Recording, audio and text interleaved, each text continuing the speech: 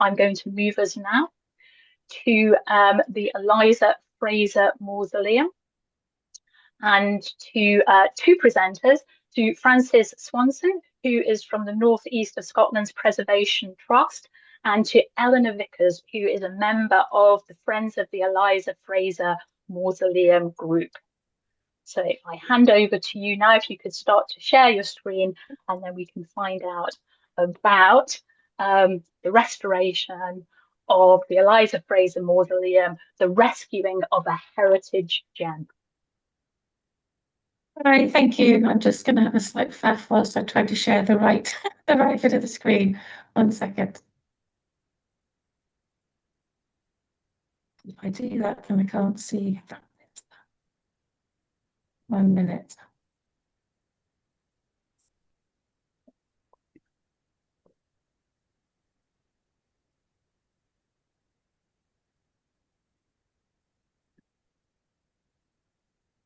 Should be coming through just now. But I think if you can just let me know what you can see, because if I click on start from the beginning. We don't see your slides just yet, Frances. It's coming through. Ah, there we go. Yeah, great.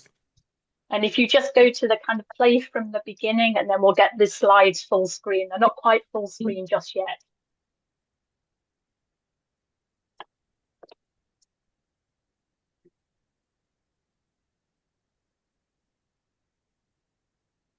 You see, I'm not sure what you can see. Oh, now we can see. Yes, we can see full screen. Thank you. Yep, that's perfect. Okay, brilliant. Right, get my thing. Okay, thank you very much for inviting us to speak today. My name is Frances Swanston. I'm the project manager with the North East Scotland Preservation Trust. We are a building preservation trust that have been around for, since 1985. And since 2019, we've been the owners of the Elyza Fraser Mausoleum. I'm delighted to be sharing this presentation with Elinor Vickers, who is a founding member of the Friends of the Elyza Fraser Mausoleum. But I'll just pass you over to introduce yourself, Elinor, and then. Hi, I'm Elinor Vickers. I'm one of the Friends of the Elyza Fraser Mausoleum. I was asked by another friend to pop along to a meeting and then found myself on the committee, as it often is. My background is in working in historic buildings and as a museum curator. But I'll be talking a little bit after Frances as well, so I'll let you crack on. Thanks. So our talk is mainly from two perspectives about this project. Firstly, the involvement of the Building Preservation Trust and how we came to be involved. And then I'll pass on to Elinor, who will talk very much about the founding days of the Friends Group and the challenges really from 2011 to now and that length of time that it's taken to be able to deliver this project. First of all, I thought I would start with just a little bit of context as to where we are. The Elyza Fraser Mausoleum sits within Cluny Churchyard, which is about 18 miles northwest of Aberdeen in rural Aberdeenshire. It's also a few miles down the road from Castle Fraser, which is the family seat of the Frasers. The castle itself originated in about 1454, and the Fraser family lived there until the 1920s, when it was then sold to a private owner up until 1976, and then the castle itself was then gifted to the National Trust for Scotland after that. Elyza Fraser, who we're talking about today in her mausoleum, she inherited Castle Fraser after her three older brothers were all killed. And then she lived there for many years with her companion, Mary Bristow, and they carried out lots of improvements to the castle and to the landscape around that. And the last person to be buried actually at the mausoleum was in 1946, various sort of descendants of the Fraser family. But she died without any children, which will prove to be important when we come to look at ownership of the mausoleum later. A bit of information about the historical development of Cluny Churchyard itself. We know from OS maps and some limited written records that there was an old medieval church on the site. And we believe that the mausoleum now sits on top of that medieval old kirk.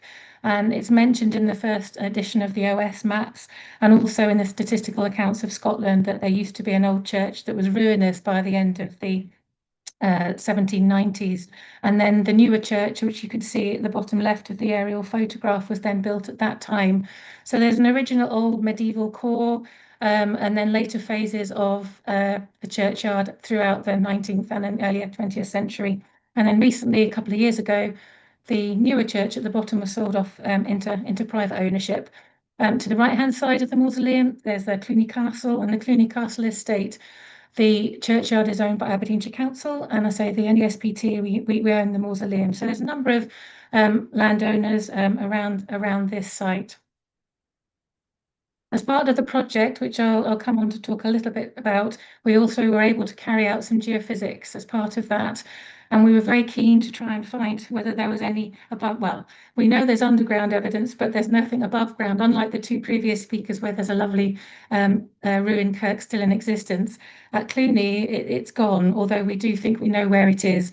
And although the study shows possible anomalies, we don't know this for certain, but we're pretty sure that some of that marked in yellow is possibly the outline of the old kirk with the mausoleum circled to the right-hand side.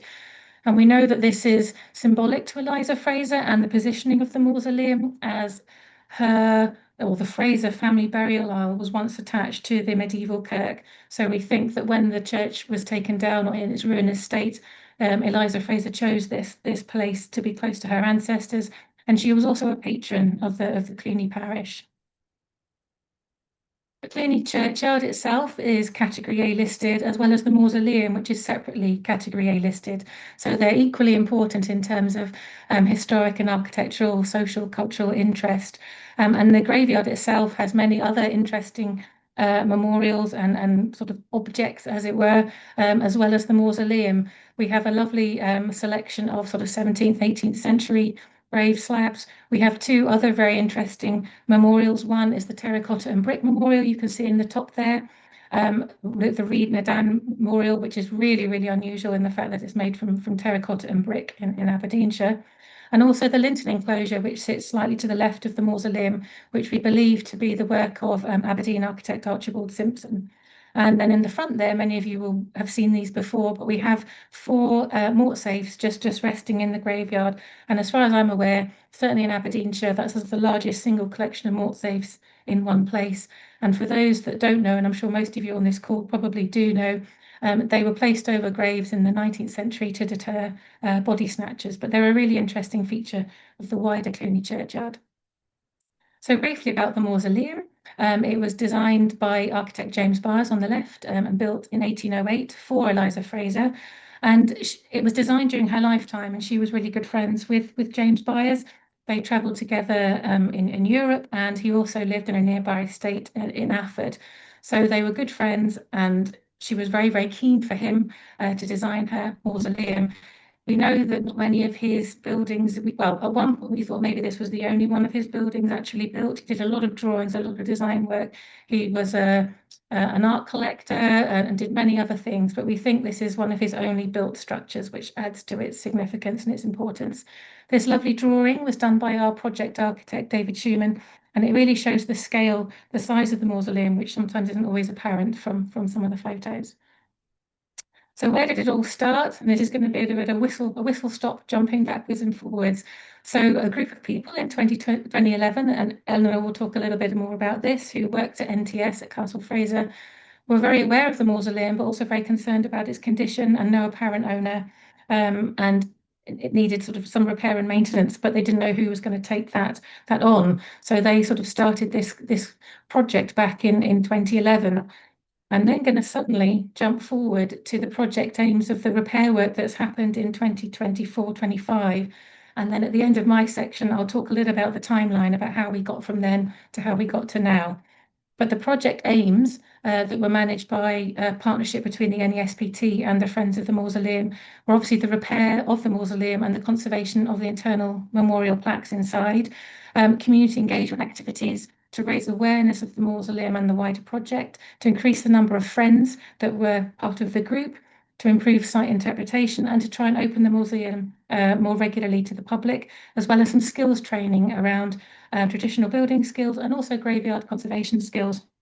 We were very lucky in that we were awarded funding by the Lottery, Historic Environment Scotland, the Pilgrim Trust, and by many donations and funds raised by the Friends Group over a number of years. And those were our total project grant costs. We delivered the project over 2023, 24, 25, 26, from when the grants were originally awarded. We had a superb delivery team. We have the lovely metal screen that was taken away and repaired. We had to create a new ocular skylight. We did a lot of work to the internal details, new locks, new keys for the door, and so forth. All the cement pointing was taken off and the mausoleum was repointed in lime.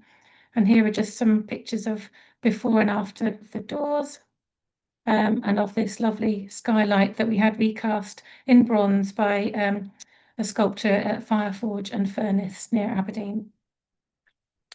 The internal memorials, the condition had deteriorated significantly in the time it took to get the project off the ground, 2011 to 2026, so we weren't able to conserve those as well as we would have liked to have done.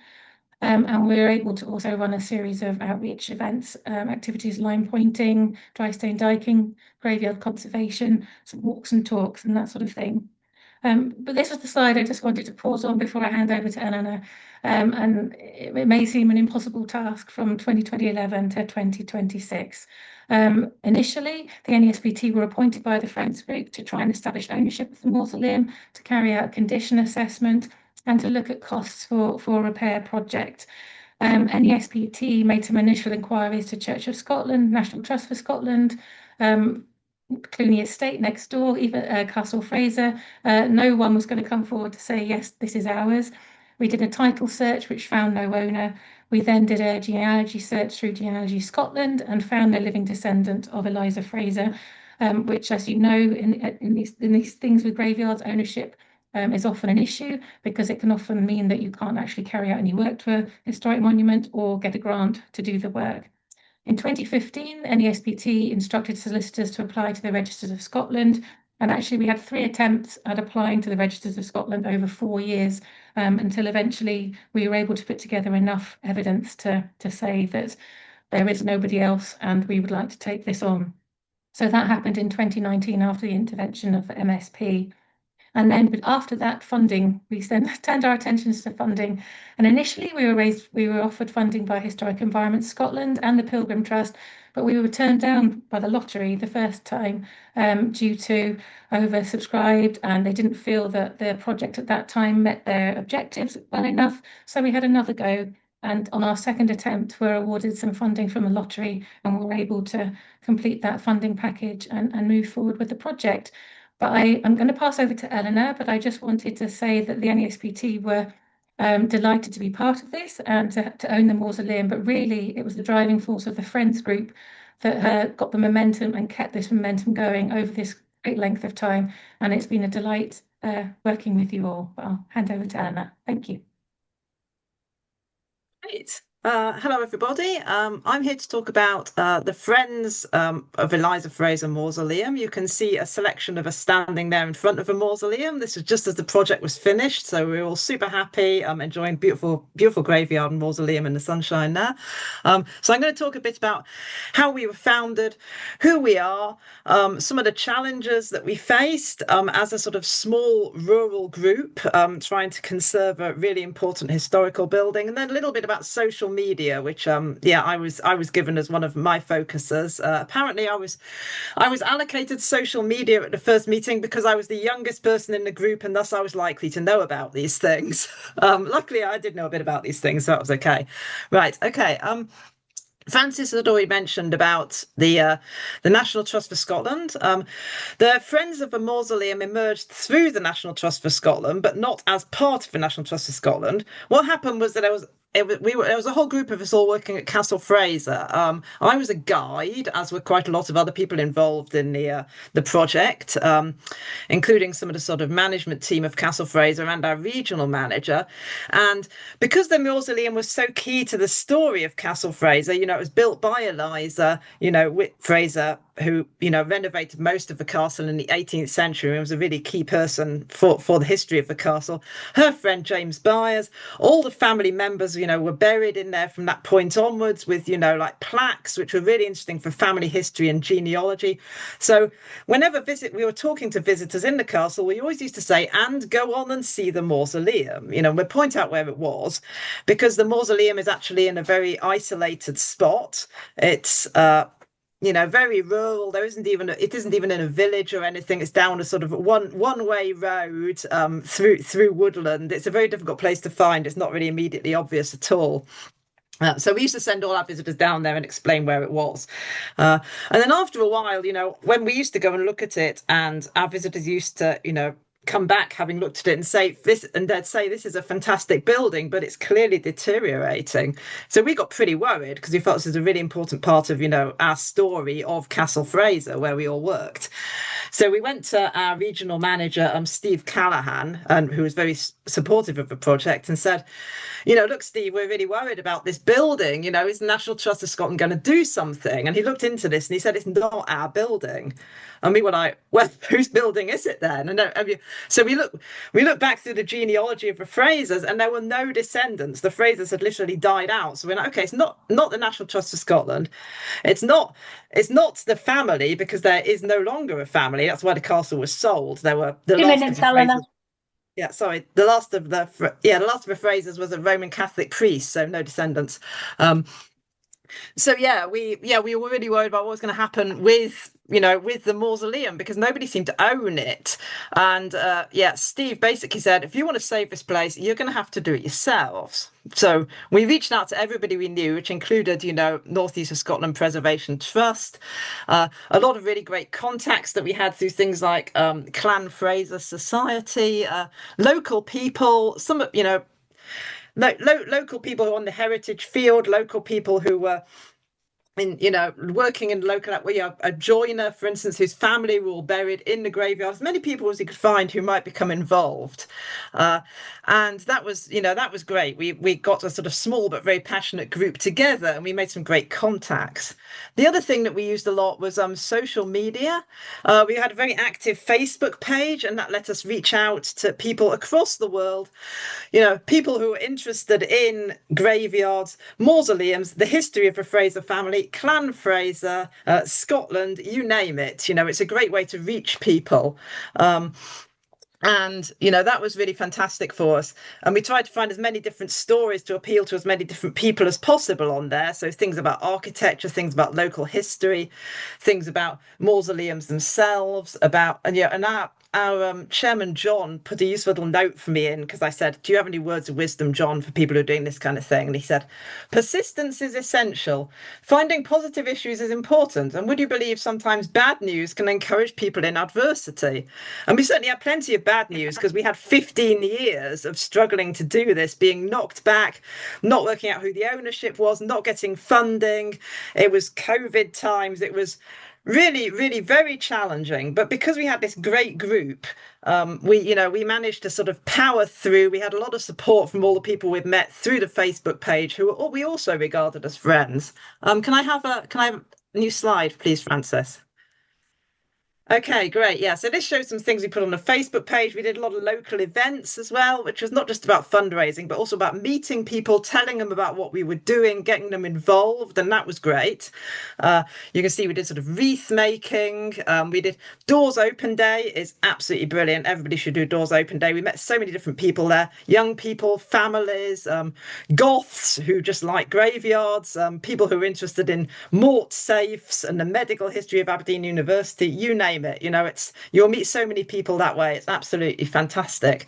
We through all our contacts, and obviously Frances as well, who has been brilliant for us, we've managed to power through, and after 15 years we are finally done, and we're now hoping to move on to doing the rest of the graveyard as well, because we're suckers for punishment. So we're very excited by doing this. It's amazing project that has been achieved for all these different people coming together, which is really important. Because the other things I wanted to say was about, that quite trendy topic these days, well-being. We had 15 years, some of which were, in COVID and so on. It was a very, very difficult time for everybody. But, we could all come to this beautiful graveyard, this amazing building. We had this inspiring project. We met loads of new people. We made new friends. We were coming together to try and do something that we felt was really worthwhile. And, at the time, that meant everything to us, and it still does. So I would say anyone who could get involved in one of these projects, you will get so much out of it, even just on a personal level. It's an absolutely brilliant thing to do. And I would encourage everyone to become involved in these kind of projects. Okay, thank you very much. Brilliant. Well, that's an absolutely wonderful place to leave the talk, Eleanor, and fantastic. Unfortunately, we've kind of run out of time to ask a question, but if you could answer a question in the chat, Frances, which is, was the mausoleum in any way influenced by Arthur's Owen at Stenhouse Estate near Falkirk? If you know the answer to that, that was one of the kind of questions that somebody posed. But if you could answer that in the chat, that would be absolutely splendid. I feel very badly, Eleanor, because 15 years is a very long time for a community group to champion something where you have such an obstacle in terms of the ownership in the way. And I thought that you brought it to a close by really emphasizing in such an eloquent and powerful way that it's not just about what communities can give to graveyards, it's what graveyards can give to communities. So thank you so much for that.